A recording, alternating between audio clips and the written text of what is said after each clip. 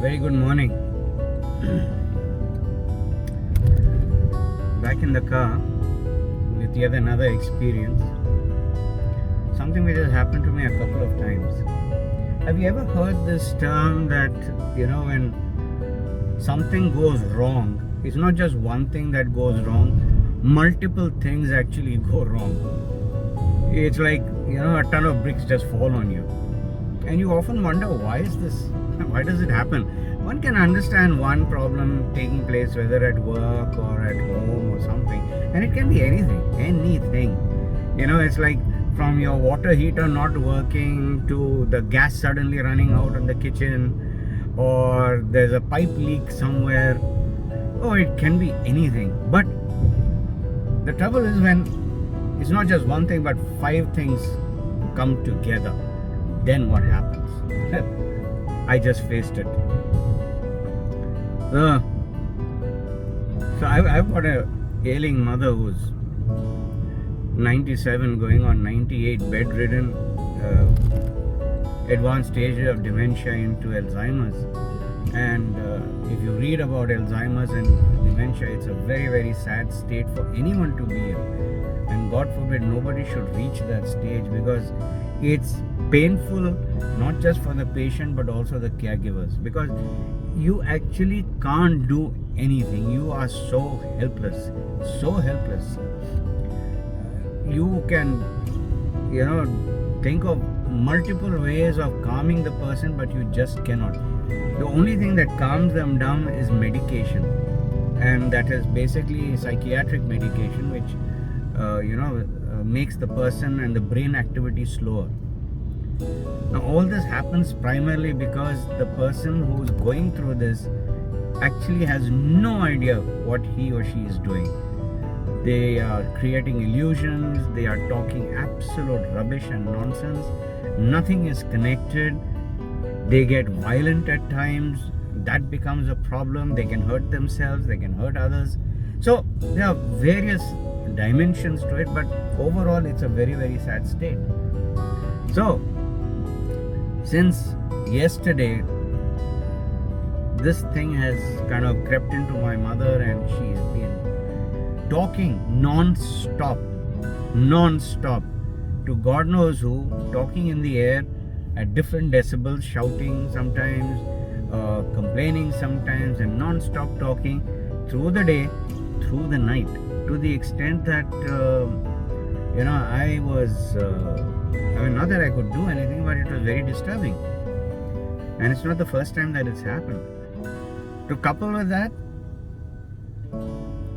this morning when I get up, I go into the kitchen to see that my RO filter is absolutely dark brown, and that filter needed to be changed. So I was going to change the filter, and behold, the entire pipe breaks. Literally, the pipe broke. Now that's because of wear and tear of weather, working on any metallic thing, and these are very thin, small pipes. And the cherry on the cake, there is no safety valve where I can shut the water flow, because it's coming directly from the water tank.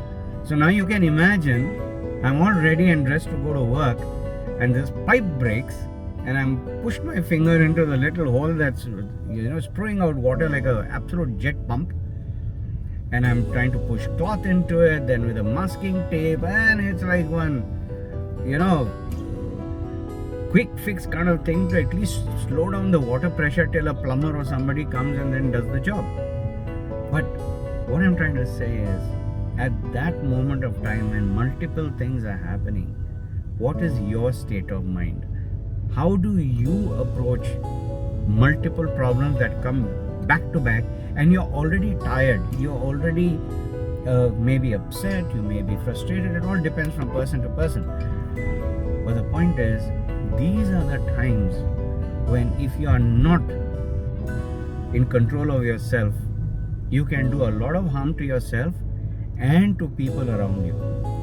Those who support you can also come into the gambit, and they can get hurt also, because you will say something which is not required. You will speak in a loud tone, which again is not required. No fault of theirs, but because you are feeling helpless, you tend to burst. The point is, you need to remain calm, and the only way you need to remain calm is to accept the fact that certain situations are happening, certain situations will happen, and you need to be mentally prepared when it happens. What is it that you need to do?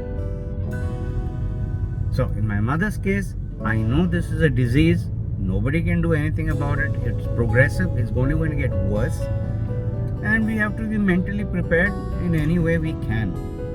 Everybody, whoever is around her, all the caretakers. Similarly, if something breaks down at home, now there's no control over it, it'll break down. So you got to fix it. Now if you can fix it, great. If you can't fix it, you'll have to call someone to fix it, and that also takes time, which means you need to be patient about it. So when you have all this in your mind properly organized, then you are relatively calmer and you are in control. And mark my words, it is very, very important to understand that this is a requirement. There is no two ways to it, because what can be solved very easily, you will actually make a mess of it because of your state of mind and the way you're thinking. So just remember this: when things start to go wrong, the first thing you need to do is to shut down your emotional outburst. Literally shut it down. Breathe slowly, normally, step back from the situation. That's when you will start getting clarity as to what is the next thing that you need to do. What are the resources available around you that can help you overcome these situations? Some of them you will solve very quickly, some of them will take a little time, but that doesn't matter. You need to be in control, bottom line.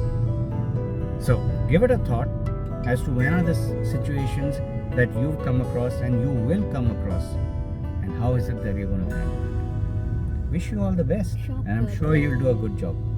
Have a nice day. Mind this.